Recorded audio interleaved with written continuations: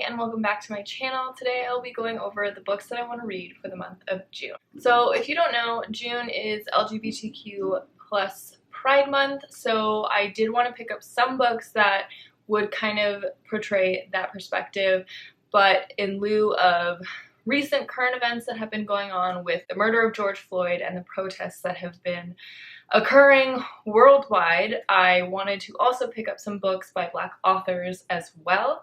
And then I do have a couple books that I picked up that are not from either of those perspectives, but I did want to read for fun. So anyway, I will cover those first. So the first book that I have, I'm currently reading, and that's Queen of Shadows by Sarah J. Maas. This is book 4 in the Throne of Glass series. If you didn't watch my other videos, I am rereading this series starting with Heir of Fire rather than book 1. I started with book 3 because I wanted to. I am reading Queen of Shadows and loving it. I was getting I felt the oncoming of a reading slump, so I felt like it was the perfect time to pick up a book that I knew that I loved and that I had already read, so I didn't have to, I don't know, brave a new experience. I could just relive one of my favorites. I can't really say anything about this, just like I couldn't really say anything about Heir of Fire, just because they are sequels, so spoilers if you have not read the series. But Throne of Glass series is a high fantasy series revolving around Fae, and we follow a girl named Selena who is a trained assassin and also a prisoner, and she's hired by an evil king to be his hired assassin, and secrets get uncovered, that's what I meant. I don't really know how to say more. It is so fun, it is action-packed, it is so detailed as a world, and you should read it. But yes, I am reading this right now, loving it immensely. The other book that I have to reread is New Moon by Stephanie Meyer. This is a choice that I made because, if you have not heard, Midnight Sun is due to be published this summer. So a lot of people are going through their rereads of the Twilight series, and I'm jumping on that wagon. I've been on the wagon because I actually reread Twilight a few months ago before the Midnight Sun news came out. My friend and I decided that we wanted to reread Twilight for nostalgia's sake, and we both enjoyed reading it so much just because it really took me back to being in middle school again, so it was very fun. I had put off picking up New Moon just because it is not my favorite one in the series, but now Midnight Sun is coming out, so I am continuing my journey of rereading the series.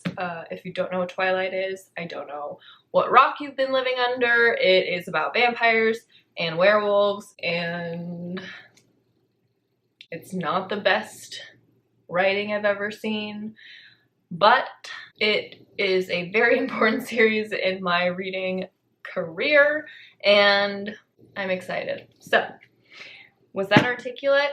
No. Okay, so for this next book, last night, I'm gonna go into an anecdote right now. Bear with me. Last night, I turned on Netflix, did not have a plan as to what I was going to watch, but the first thing that popped up on my recommended was the new season of Queer Eye. I could not tell you how excited I was. I don't know how I didn't know that this came out, but I had to watch it. So I did binge watch 6 episodes last night at 1 in the morning.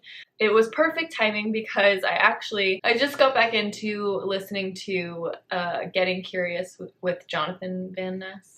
I think that's the full title. It's Jonathan Van Ness's podcast. If you've not listened to it, highly recommend. It is very educational, it's very fun, and funny, and a joy to listen to. It brightens my days when I listen to it. So I've been listening to that for a couple of weeks, and then to have Queer Eye come out, I am just very excited. And so it has prompted me to pick up a book that's been on my shelves for almost a year exactly, especially because now it is LGBTQ plus Pride Month. I decided to put this on my TBR, and it is Naturally Tan by Tan France. Tan is the part of the Fab Five team, and he is in charge of the fashion aspect of the makeovers that they do. I'm a huge fan of Tan. I'm a huge fan of his wardrobe. I'm a huge fan of his style, and I am also a huge fan of his journey as a Pakistani gay man who has gone through a lot in his coming out process in his life. I'm excited to pick up the book and read about his life and how he got to where he is. Excited for this one. The next book I actually already started, and because I felt myself getting kind of slumpy, I decided to put it down. The writing style is a little different, so it wasn't the greatest pick for an oncoming reading slump. So I picked up Call Me By Your Name by Andre Osman. I will be hopefully getting back into this when I'm not so in danger of having a reading slump. So this book is about I can't speak today. I am very sorry. This is about an adolescent boy whose family owns a house in Italy, and they every summer have like people stay with them for a couple months, and this summer in particular an American man comes to stay with them, and our main character starts to have feelings, and that's all I really know about it. It is kind of written from what I've read so far in a very Virginia Woolf-esque way, in the sense that there's no really like dialogue, like direct dialogue, you know how it's like broken out, but yeah, it doesn't have direct dialogue as much. It's very much descriptions and inner monologue, and the timeline jumps constantly, so it can get kind of confusing, and hence why with a reading slump coming on, it was not the greatest pick.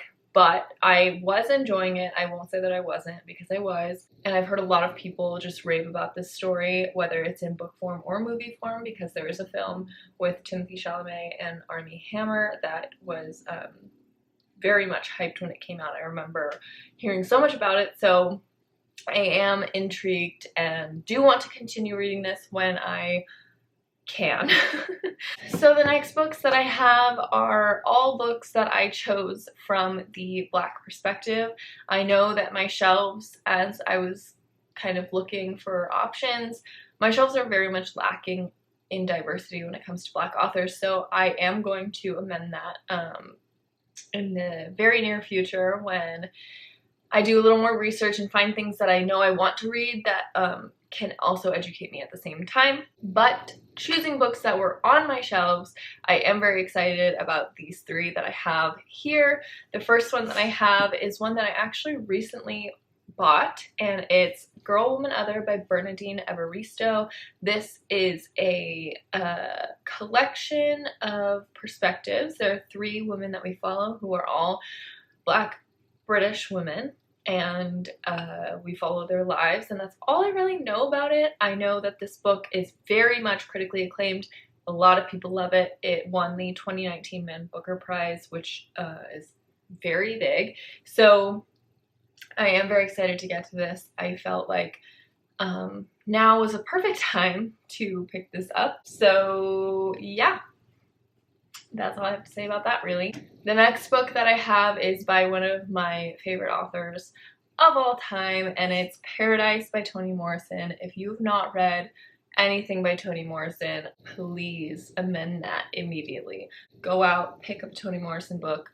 You can find them literally anywhere, and read it. You will not regret it. She is such an amazing writer. She has written such great works. I've read Beloved, Jazz, and The Bluest Eye. The Bluest Eye is a masterpiece. All of them are, but The Bluest Eye is probably my favorite. And because of how much I loved her writing, when I first read Beloved, I ended up just like anytime I went book thrift shopping, I picked up a Toni Morrison book that I found. So I've owned this for a while, and I'm finally wanting to pick it up. This revolves around a rural community in Oklahoma called Ruby, and it says that it's a patriarchal community built on righteousness, rigidly enforced moral law, and fear. And then 17 miles away, there's another group of exiles who've gathered in a promised land of their own, and it is upon these women in flight from death and despair that 9 male citizens of Ruby will lay their pain, their terror, and their murderous rage. So, sounds super relevant, and I'm very excited to pick this up and add it to my list of 20 Morrisons that I've read. The last book that I have here I'm very ashamed of, just because I have not read this book, just because I got so far into it, and then I think maybe a reading slump hit or something, because I started reading this a couple years ago now and just never finished it, and that is Americanah by Chimamanda Ngozi Adichie. This book, I don't know what happened, because I loved everything about this book. I loved the characters, I loved the story, I loved the writing, everything. I was just enamored with this book. I even told my sister, like, go pick it up, and then I never finished it. I have no words for myself, but this book revolves around a young Nigerian couple. They're in their late teens, and the girl, Ifemelu, gets a scholarship to go to school in the United States, and so she ends up leaving, and with that leaving, Obinze, I'm gonna say these names wrong, I apologize. I don't know how to say them properly, but Obinze? I don't know. It's Obinze. I always said Obinze, so that's how I'm gonna say it, but I apologize if that's wrong. So she leaves Obinze in Nigeria and goes to study in the United States, and it's just about their journeys. Also, like, their emigration to the West and to the United States. It's about them kind of like both moving into the Western world and their different experiences like around that. Definitely has much to say about you know, the struggles that not only Black people go through, but also Black immigrants go through in America, and stuff that, you know, you hear about, but it never hurts to kind of gain that perspective a little bit more. It's one of my favorite things about reading, and I've mentioned it in past videos. I think in my very first video, the most amazing thing about reading is being able to gain perspective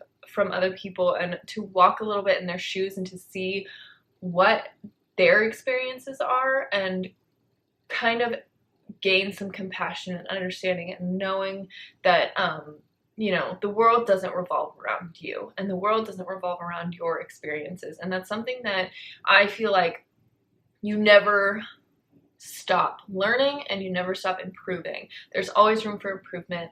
There's always room for growth. And reading, you know, in the book community and as a reader, you have a sort of superpower that some people, you know, don't take advantage of, and I think it's very important that we do. And so you know, I feel like I'm getting serious and emotional right now, but I don't have the words to you know, say what I want to say or say the right things. I don't have I don't know the proper way to talk about what's going on in the world right now, how I feel about what's going on in the world right now. It's something that's been going on for hundreds of years, and yes, we've improved, but as I said, there's always room for improvement. There's always room for growth. Right now, in America, we have a lot of growth to do.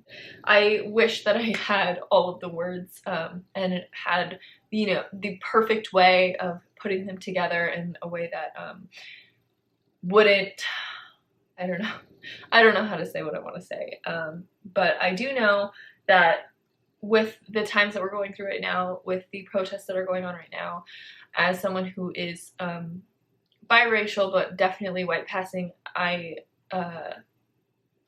feel for people of color, specifically the Black community, who have gone through a lot of struggles and a lot of discrimination throughout their lives.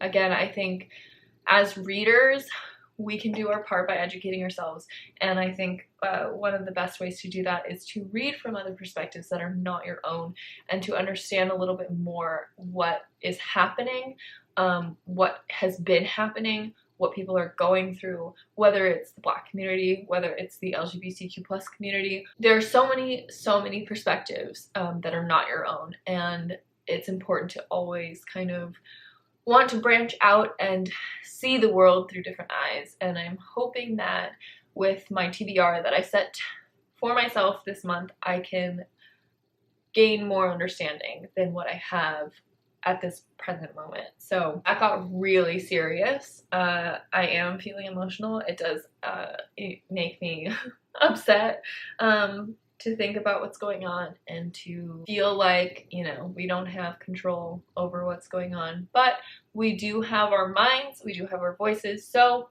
I'm hoping to better myself in that front. So anyway, those are the books that I want to read for the month of June. Please let me know what you are planning to read for this month, and if you are participating in any readathons. I am not for this month, but I'd love to hear what everyone is up to as far as their reading. I will see you in the next video. Bye.